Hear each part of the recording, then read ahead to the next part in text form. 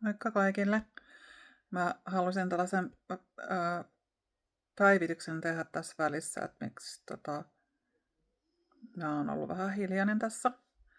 En ole hirveästi somessa ollut ja mä karsin tosiaan yli 2000 henkilöä mun kavereista, koska silloin kun oli nämä korona-ajat, niin halusin verkostoitua samanmielisten kanssa, jakaa tietoa ja saada tietoa ja käydä mielenosoituksissa ja kaikkea muuta.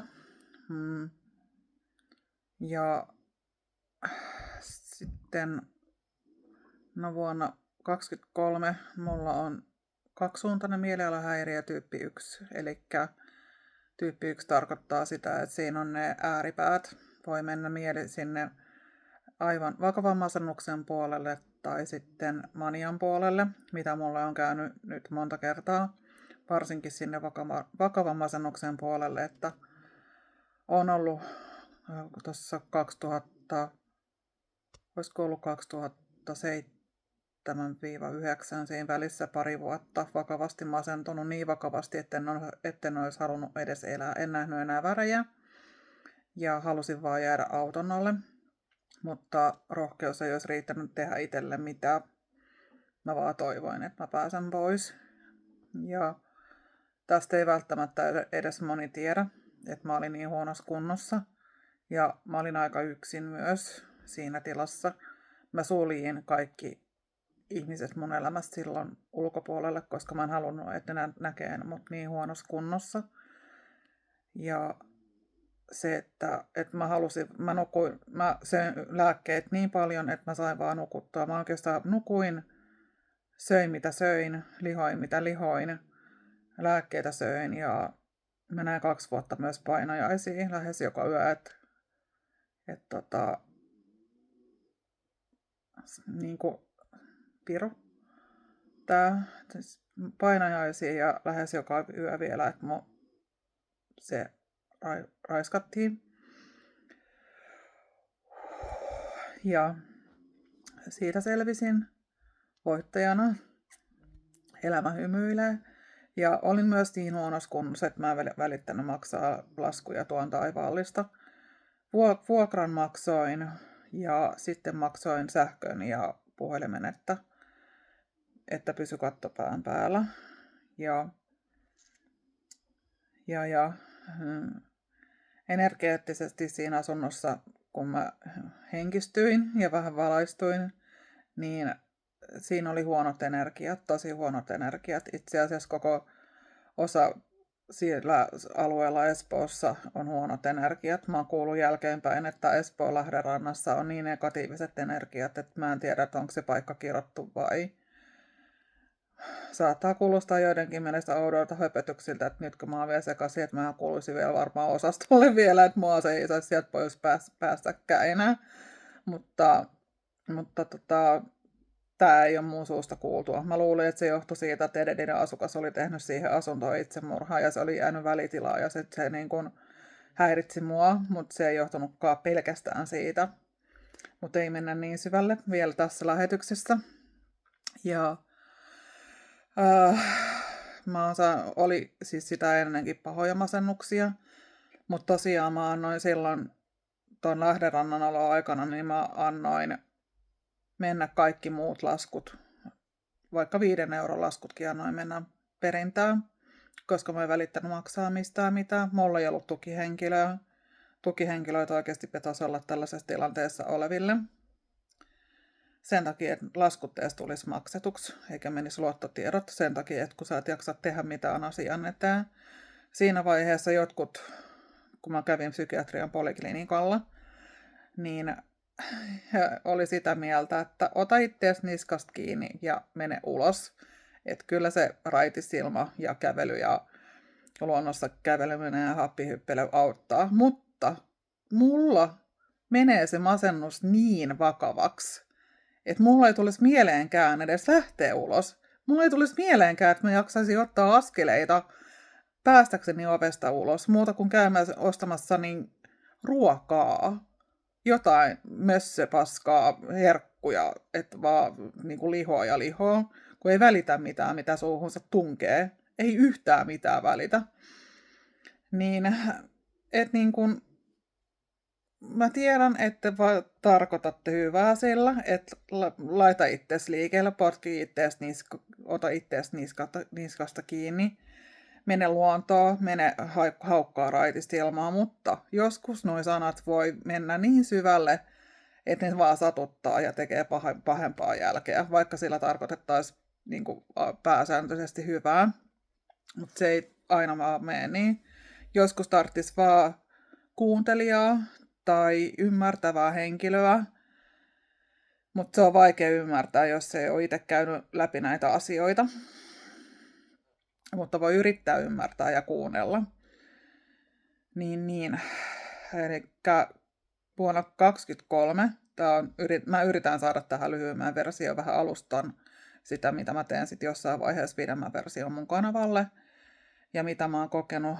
Eli vuonna 2023, kun mä alan 22 vuonna ajamaan lääkitystä, niin silloista masennus tai ei masennus, vaan mielialalääkkeitä tuohon kaksisuuntaiseen alas. Ja mulla oli muiden sairauksien takia, mä sain siis liitolääkityksestä myös kilpirauhasen vajaatoiminnan. Ja siihen on myös lääkkeet, ja sitten mulle tuntemattomasta syystä tuli tollanen kuin, mikä se nyt on, hyperaldosteronismi, eli lisäkilpirauhasten suolahormonin liikatuotanto, joka hoitamattomana voi johtaa kuolemaan. Eli hoitamattomana se nostaa verenpainetta ja laskee kaaliumtasoja.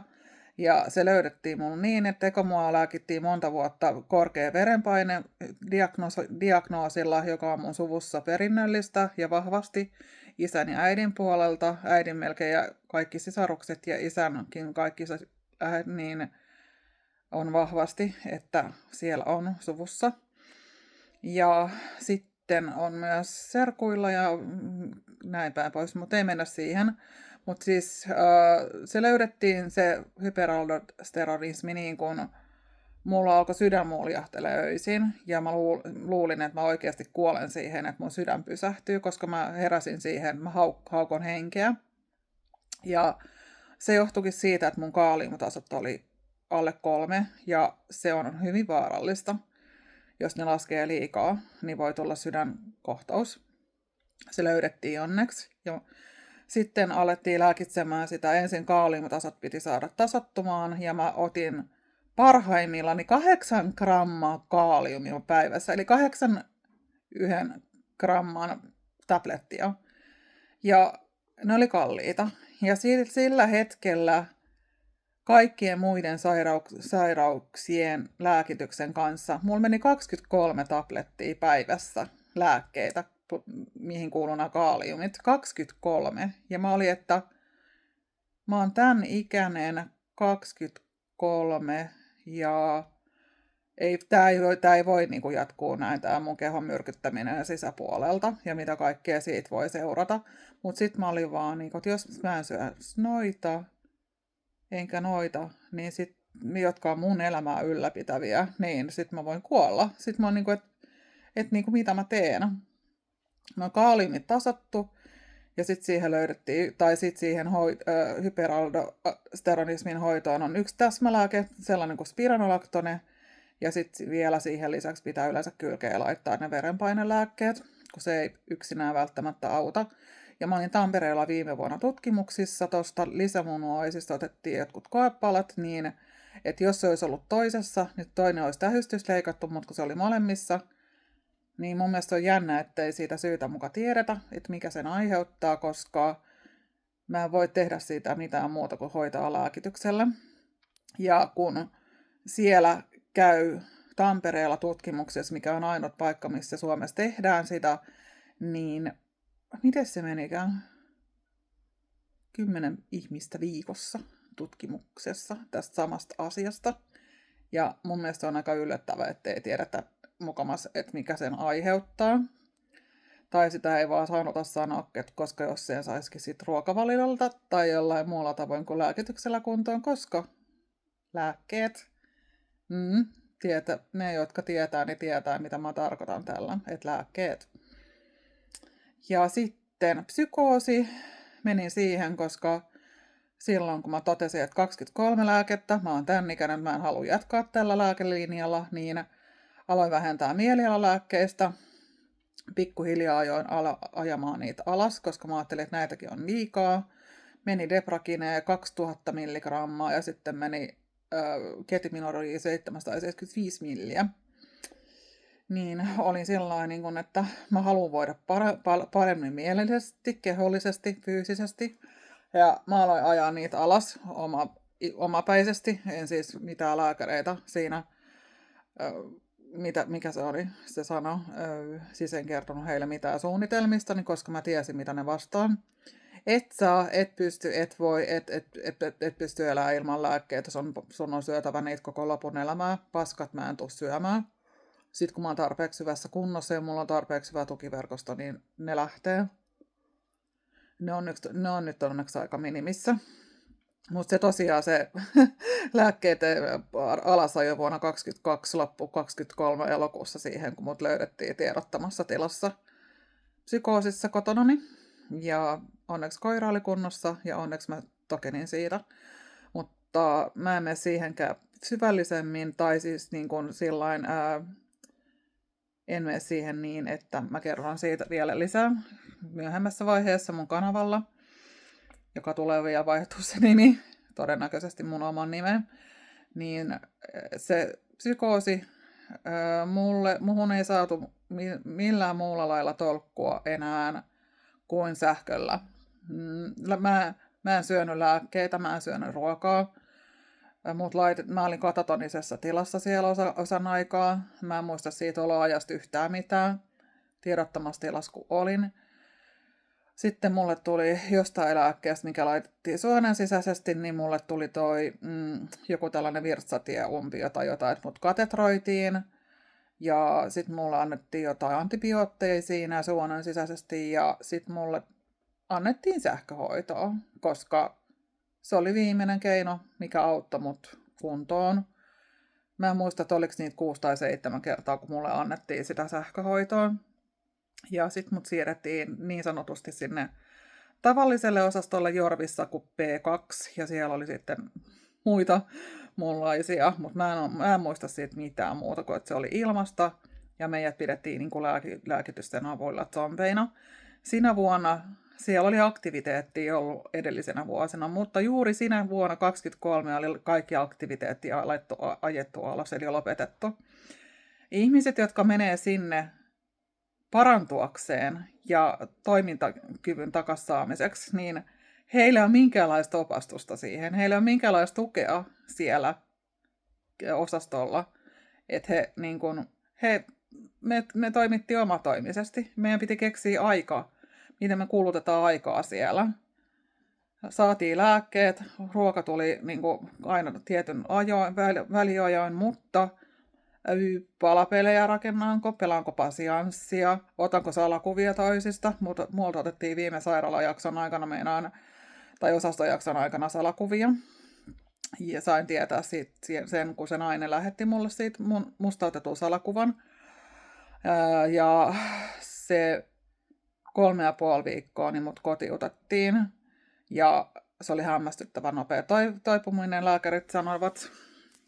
Ja nyt tämä viimeisin 2 viime vuoden joulukuun alussa. Mä olin menossa ystävän kanssa yhteen konserttiin ja sitten mut löydettiin. Se oli joulukuun. Mä en ole vielä tilannut niitä papereita osastolta tai soittanut sinne. Mä en ole jaksanut. Niin se oli 6. tai 7. tai 8. päivä joulukuuta, kun mut oli löydetty Helsingistä jostain päin harhailemasta.